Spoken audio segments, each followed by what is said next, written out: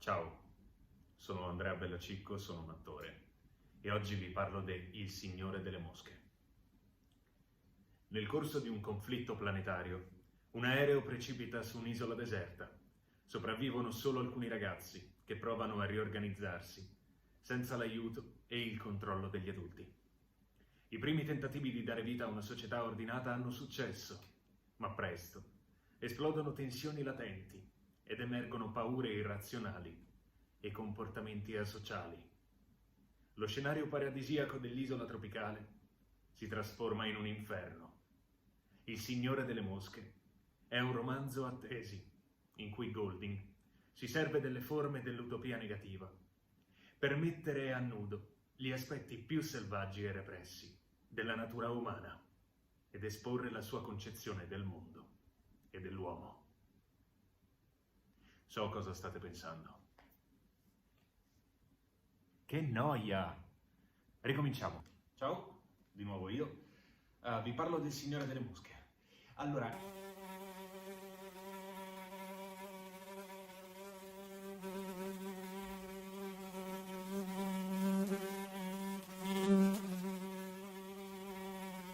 no.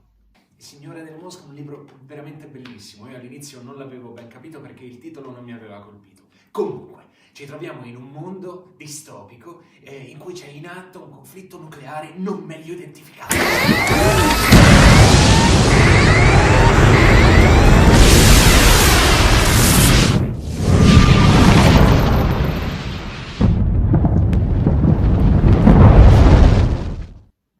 Un po' troppo action, così. Ci riproviamo. Il Signore delle Mosche. Ci troviamo in questo mondo distopico in cui è in atto una guerra nucleare fra tutte le nazioni e c'è questo aereo che precipita in mare, muoiono tutti gli adulti, gli unici superstiti sono dei ragazzi, tutti britannici di una scuola e dei ragazzi appartenenti a un coro. Si ritrovano da soli su quest'isola deserta ed è lì che decidono che, visto che non c'è nessuno, devono in qualche modo organizzarsi. Cioè, vi rendete conto? Non so voi, ma io se mi trovassi ora a cadere in mare e poi arrivare a un certo punto su un'isola deserta, in questo momento non so se saprei organizzarmi. Penso che farei... Oddio, ho il telefono scarico. Qualcuno carica batterie. Avete un caricabatterie? Non so che fare. Cosa devo, tipo adesso devo parlare con le persone. Ma siamo impazziti! Oddio! Quindi una volta sull'isola diciamo che si va delineando anche quella che sarà la figura del loro futuro capo, Ralph. Un ragazzino che trova una conchiglia, ci soffia dentro, il suono che emette richiama tutti i ragazzi ed è lì che Ralph decide, insieme al suo amico, che verrà chiamato dagli altri piggy perché è corpulento, decide di dare un'indicazione che è quella di accendere un fuoco e di tenerlo acceso sempre in caso qualcuno li stesse cercando per segnalare la loro presenza. A Ralph si contrappone invece quella che è un'altra figura, che è quella di Jack. Jack, che è un altro ragazzino che invece decide di dire agli altri che forse la cosa migliore da fare è addentrarsi nel bosco e andare a caccia, quindi per provvedere a quello che è anche la fame, visto che loro sono bloccati su quell'isola. E la figura di Jack sarà quella del vero e proprio antagonista rispetto a Ralph. Iniziano a organizzarsi anche con delle capanne, dei posti in cui appunto dormire, e alcuni dei ragazzini più piccoli, quelli appartenenti al coro, a un certo punto dicono che durante la notte hanno visto un grande serpente nero. Ovviamente i ragazzi più grandi, cioè quelli di 12 anni come Ralph e Jack, dicono ai più piccoli che questo fa parte soltanto della loro fantasia di bambini. Vediamo anche come si creano appunto due gruppi, chi segue Ralph per tenere acceso il fuoco e chi segue Jack. Quindi Jack nomina alcuni dei ragazzi cacciatori che appunto lo seguiranno per la caccia, finché a un certo punto avviene un evento, cioè durante la notte un paracadutista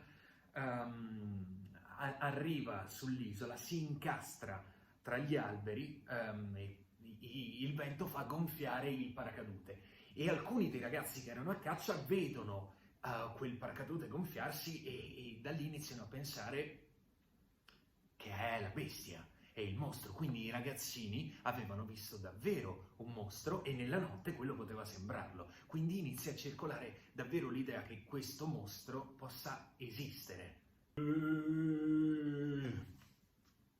Tipo. Quindi Ralph indice un'assemblea in cui si parla appunto di questa bestia, di questo mostro che gli altri ragazzi hanno visto, e Ralph dice che non c'è nessun pericolo, perché in realtà se loro non stuzzicheranno la bestia non verrà a infastidirli. Di idea opposta invece ovviamente Jack, che dice che in qualche modo bisognerà organizzarsi per andarla a contrastare, proprio fisicamente andare a cacciare la bestia. Ralph allora ricorda a Jack che è lui il capo, perché ha la conchiglia.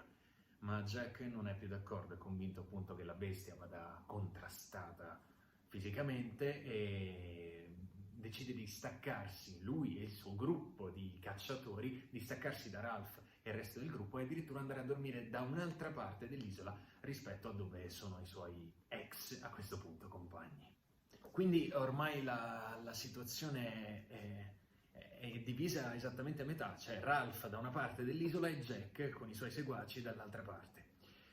I conflitti tra i due gruppi iniziano a diventare evidenti. A un certo punto, durante una battuta di caccia, Jack e i suoi cacciano un maiale molto grande e riescono a ucciderlo, lo decapitano, mettono la testa del maiale su un palo e poi ci fanno intorno una danza, o improvvisano quella che è una danza rituale intorno a questa testa.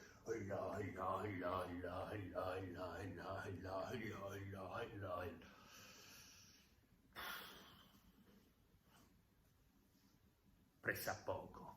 E perché? Dicendo che questa appunto potrà proteggerli nella notte, questo totem che hanno creato dovrà proteggerli nella notte dalla bestia. Dall'altra parte il gruppo di Ralph, più pacifico, però inizia ad avere anche lui bisogno di carne, di mangiare, e non nutrirsi soltanto di frutti. A un certo punto, durante la notte, Jack va nel campo di Ralph a rubare dei tizioni ardenti, poiché gli unici a poter accendere il fuoco sono quelli del gruppo di Ralph, poiché Piggy porta gli occhiali e attraverso le lenti degli occhiali di Piggy riescono utilizzando le lenti come catalizzatori della luce del sole, ad accendere il fuoco bruciando i rami più secchi. Cioè tipo così.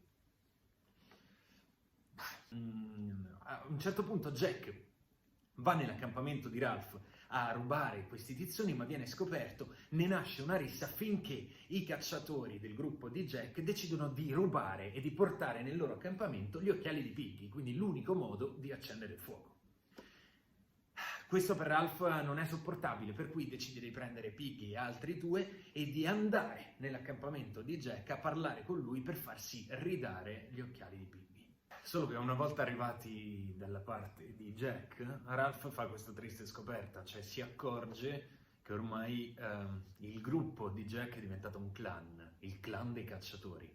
Loro si dipingono la faccia con la terra e con il sangue delle loro prede e non ascoltano più Ralph, nonostante lui abbia ancora la sua conchiglia. Ne nasce un'ulteriore colluttazione dove la conchiglia cade e va in 1000 pezzi. Anche questo a simboleggiare quanto appunto in quel momento non sia più il tempo delle parole. Purtroppo durante questa rissa che ne nasce una pietra colpisce Piggy, che cade da una rupe e muore. Questo spaventa tutti, spaventa anche Ralph, che decide di scappare via. Invece i due fratelli, i due gemelli che erano andati con lui e con Piggy, vengono presi da Jack e convinti a fare parte dei cacciatori. E Jack a questo punto è fuori di sé, perché dice che Ralph va eliminato. Ralph corre nel bosco e sa che è in pericolo, si sente in pericolo. Incontra a un certo punto i due gemelli che lo avvertono e gli dicono: guarda che Jack ha deciso di darti la caccia. Il clan dei cacciatori non riesce a trovare Ralph, che scappa per l'isola. Per questo decidono di cominciare a dare fuoco a parti del bosco in maniera tale che il fumo Stani Ralph.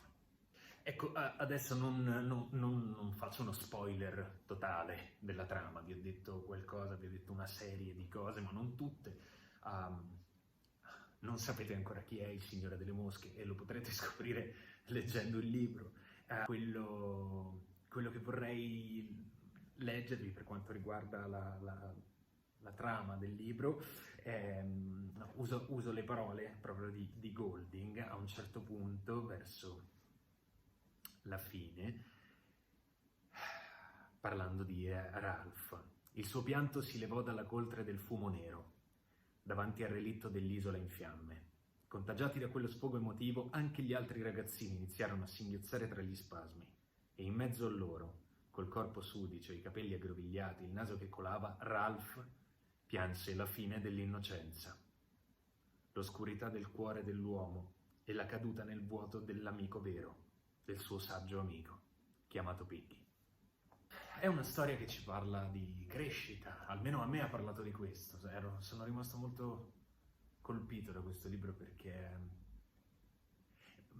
oltre a pensare, se capitasse a me cosa farei, mi ha dato uno sguardo, seppur, se vogliamo, pessimistico, di che cosa succede dei ragazzini quando si ritrovano a dover diventare grandi, improvvisamente ad avere a che fare con bisogni primari, cacciare, dormire, ripararsi dal freddo, dalla pioggia, e non c'è nessuno che gli insegna come fare. È emblematico, no, che ci sia questa fiamma, questo fuoco acceso da Ralph, che è, diciamo, questo leader della ragione, e che pian piano ci si dimentichi del fuoco e lo si lasci spegnere in funzione di qualcosa di più primitivo, animalesco. Lo stesso autore, in una visione molto pessimistica, se vogliamo, dell'uomo, dice che l'uomo produce il male come le api producono il miele. È la sua visione delle cose e lo rappresenta appunto come andando proprio fino all'osso dell'essere umano, fino alla sua essenza, quindi primitivo, senza niente, senza l'agio della tecnologia, di tutto. Che cosa resta? Qual è la vera natura dell'uomo? Ecco, io non sono